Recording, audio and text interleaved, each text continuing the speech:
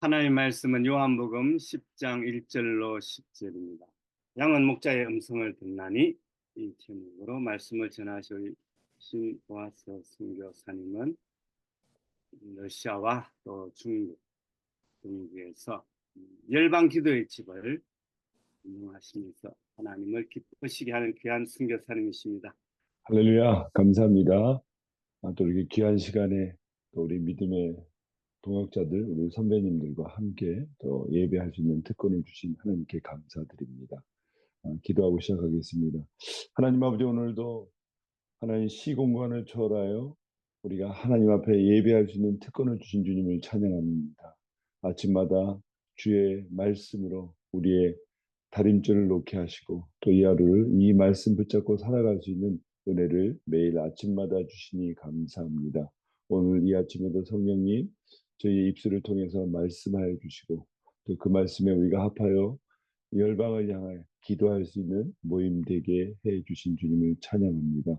오늘도 그분의 음성을 듣고 순종하며 살아가는 이 하루가 되기를 소원합니다. 감사합니다. 예수님의 이름으로 기도합니다. 아멘. 할렐루야. 감사합니다. 저는 지금 부산에 내려와 있습니다. 부산 아, 또 선교사들 중보 기도회 이 선교 집회에 참석하고 있습니다. 내려올 때도 여기 내려와야 되나 계속 하나님께 묻고 기도하고 그리고 내려오게 됐습니다. 왜냐하면 저희 사람 지금 중국에 이렇게 가 있는데 또 저희 아이를 데리고 있어서 내려와야 되는지 많은 갈등보다는 좀 시간들이 있었어요. 그래서 그래도 묻고 하나님 앞에 이렇게 내려오게 됐습니다. 그래서 부산 내려와서 부산에 선한 것이 있는가 이런 생각이 있었었는데 이 부산 외국어대학교로 와 보니까 하나님이 이 산에 놀라운 건물들을 이렇게 짓게 하시고 또 이 건물 창업주가 어떠한 분인지 또 알게 되면서 하나님이 이곳에 보내신 것을 다시 한번 이렇게 듣게 되는 시간들이었습니다. 개인적으로 이 창업주의 그 아들 되는 분은 저희 그 단체에 큰 도움을 줬던 분인데 이 그 아버님을 보니까 우리 이승만 대통령한테 그 이화장을 줬던 그런 분이기도 하고 그 때때마다 우리 한국의 역사 가운데 있었던 그리고 부산 수영로교회를 처음 시작할 때 또 땅을 내어서 부산 수영로교회가 또 세울 수 있도록 그렇게 했던 분이고 등등 여러 가지 또 지금은 어, 그 한동대학 총장님을 모시고 오셔서 또 이곳에 또 새로운 역사를 또 이뤄가는 것을 보면서 하나님이 엄청난 일들을 지금도 하고 계신다라고 하는 것을 보게 되어졌습니다. 아, 여기서 우리가 6.25를 보내면서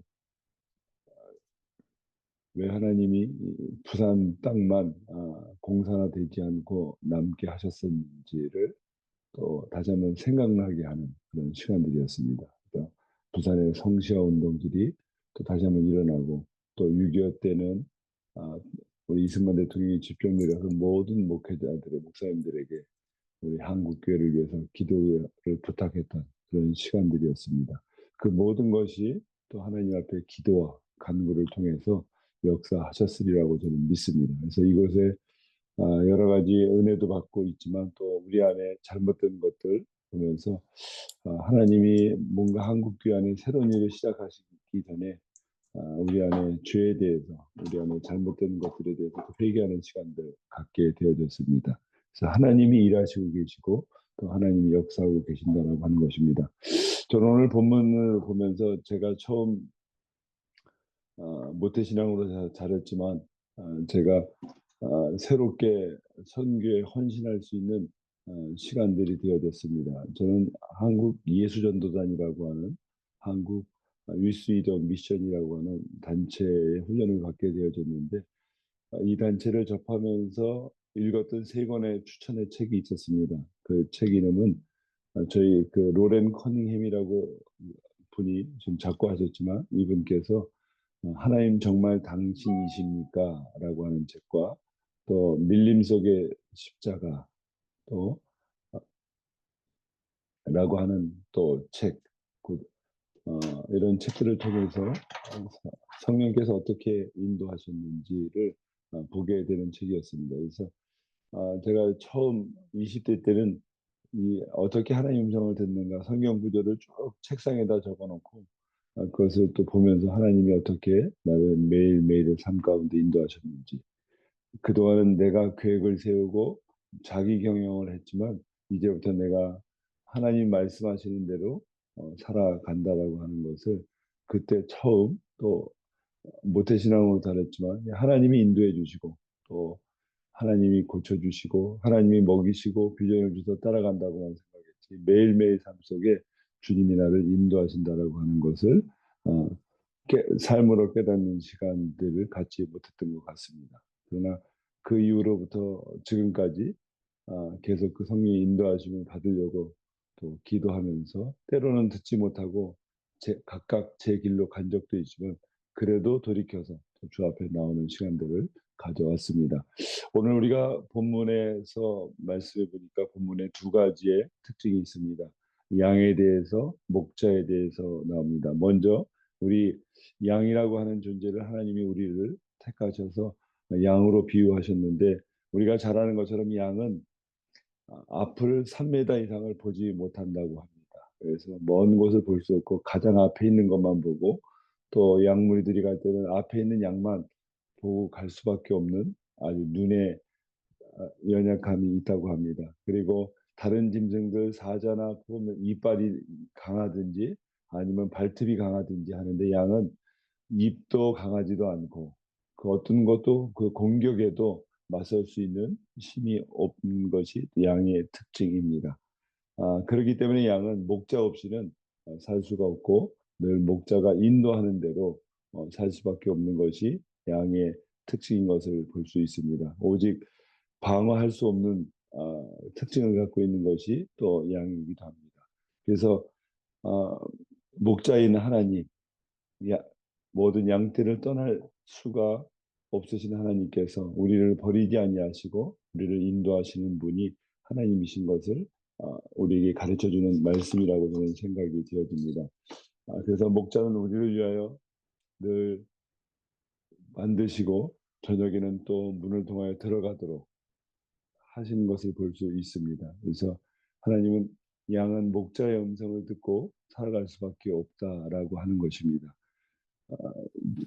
저도 제 인생의 삶 가운데 볼 때 하나님이 저를 부르셔서 저는 처음 사역한 곳이 출판부 사역을 5년 했습니다. 근데 제 당시에 그 출판부라고 하는 것은 뭐냐면 일반 그 세상 출판부처럼 이렇게 어떤 것이 잘 돼 있는 게 아니라 그 당시에는 저희가 그 단체가 한국교회 음반 같은 거를 많이 보급을 해서 찬양을 보급해서 그것을 그런 단체였습니다. 책이 제가 들어갔을 때 약 한 5권 정도 필독서 정도만 만들어내는 그런 출판사였습니다. 근데 많은 사람들이 제일 가기 싫어하는 것이 출판사였던 것 같아요. 왜 그러냐면 훈련 파트를 가면 뭐 제자 훈련 가면 계속 영적으로 성장할 수도 있고 또 뭐 대학 부사에 가면 또 양육할 수도 있고 여러 부서들 뭐 그렇게 갈 수 있는데 아, 지원자가 제일 없는 것이 출판부입니다. 근데 사실 저도 출판부를 지원해서 간 게 아니라 1순위, 2순위, 3순위에 밀려서 출판사를 갈 수밖에 없어요. 사람들이 왜 갔냐면 책도 배달해야 되고 이러니까 좀 등치 큰 사람을 데려다 놓은 것 같습니다. 그래서 많은 사람들이 왔다가 뭐 한 달 만에 떠나고 3개월 만에 떠나고 그런 어, 곳이 바로 출판부였습니다. 근데 저도 제가 출판사에 가보니까 그렇다고 월급을 주는 것도 아니고 저희 단체 특징은 돈은 버는데 월급을 받는 것도 아니고 어쨌든 어, 그리고 남들이 알아주는 것도 아니고 또 남들은 가면 예배하고 사람들을 양육하는데 저는 맨날 책을 배달하고 뭐 한 이런 일들을 하게 됐습니다. 그때마다 제가 창고에 들어가서 했던 것은 뭐냐면 하나님 저를 왜 이곳에 보내셨는가 하는 그런 질문들을 가졌었습니다. 그래서 하나님이 깨닫게 해준 것은 뭐냐면 이 책이 그 저희가 항상 했던 건 뭐냐면 책들을 들여다 놓으면 인쇄소에서 책이 들여오면 하나님 이 책이 열방을 향해 나가게 하시고 이 책을 읽는 자들마다 하나님 새롭게 변화되어진 놀라운 것은 많은 사람들이 문의가 오는데 책을 읽고 나도 이렇게 살고 싶다 하고 저희 오게 되어지는 것을 볼 수 있습니다. 그래서 제가 있는 동안은 거의 한국 교회 베스트셀러가 매주마다 저희가 만들어낸 책들이 계속 이어져 갔던 것 같습니다. 근데 이제 저도 한 5년 차 이렇게 되니까 뭔가 또 문서 선교에 대한 또 비전도 생기게 되고 앞으로 내가 평생 이 일을 좀 하겠다 이렇게 생각을 했는데 어느 날 또 하나님이 떠나야 되는 그런 마음들을 주셔서 또 저희가 제주도 열방대학이 개척되어지면서 아무 건물도 없고 또 척박한 또 제주도로 또 내려가는 그때도 내가 꼭 내려가야 되는가 뭐 이런 마음들을 갖고 내려갔습니다. 그래서 제주도 내려갔을 때 지금 열방대 건물이 굉장히 아름답고 멋있어 보이고 그 당시에는 산이어서 그 산을 개간하고 하는 일들을 뭐 이런 작업하고 그런 일들을 했습니다. 그래서 제주도에서 뭔가 또 이렇게 건물도 세워지고 또 자리를 잡으려고 하니까 하나님이 또 너의 부르신 대로 선교에 떠나라고 하는 마음을 주셔서 또 떠나게 되어집니다. 그때마다 우리가 하나님의 음성을 듣고 바로 결정들을 하게 됐습니다. 뭔가 저희 부모님은 이제 떠돌아다니지 말고 제주도에서 그냥 살았으면 좋겠다. 그 당시만 해도 서울에 어, 월세비, 전세비 정도만 되면 제주도에 집을 한 채를 살 수 있었던 시기였던 것 같습니다. 지금은 뭐 아주 금값이 되어서 살 수 없었지만 어쨌든 그 당시에는 전세비 안 되는 정도로 집을 살 수 있는 그런 근데 하나님이 또 그 당시도 떠나라고 하는 마음을 주셔서 또 떠나게 되어집니다. 그래서 저희가 원래는 그 지금 터키에 원래 비전을 가졌어서 이슬람권을 향해서 오래도록 또 준비하고 기도 모임도 갖고 이렇게 했었습니다. 내가 그 당시 저희가 떠나라고 하려고 했었을 때는 1907년 부흥 그러니까 100주년을 기념하는 96년 7년입니다. 그래서 그 당시 저희가 이제 부흥이라고 하는 찬양곡을 이렇게 저희 단체가 내면서 부흥 콘서트를 했을 그런 시기입니다. 그래서 하나님이 앞으로 10년을 내다보고 10년 후에는 큰 부흥이 한국 교회에 임할 것인데 어떻게 하면 좋을 것인가 하는 것이 저희들의 숙제였습니다. 그때 하나님이 저희들이 가라고 하는 것은 북한을 위한 헌신을 다시 한번 할 수 있는 시간들을 갖게 되었습니다.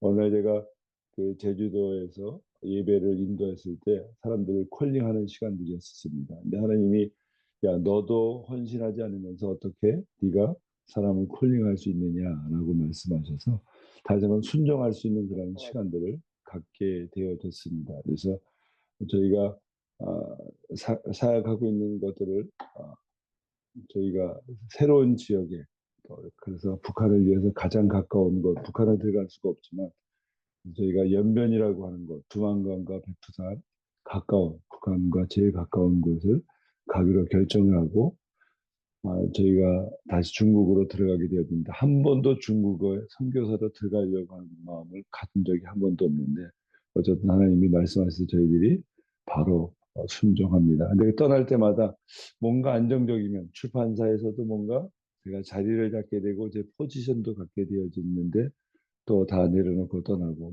이제 제주도에서도 뭔가 열방대학 건물이 세워지고 또 사람 또 어떤 포지션이 생길 만할 때 또 떠나게 되어지는 일들이 발생합니다. 그때마다 뭔가는 좀 이 자리에 좀 앉고 싶은 마음도 있고 안주하고 싶은 마음이 있었는데 떠나는 하나님의 음성을 듣게 되어집니다.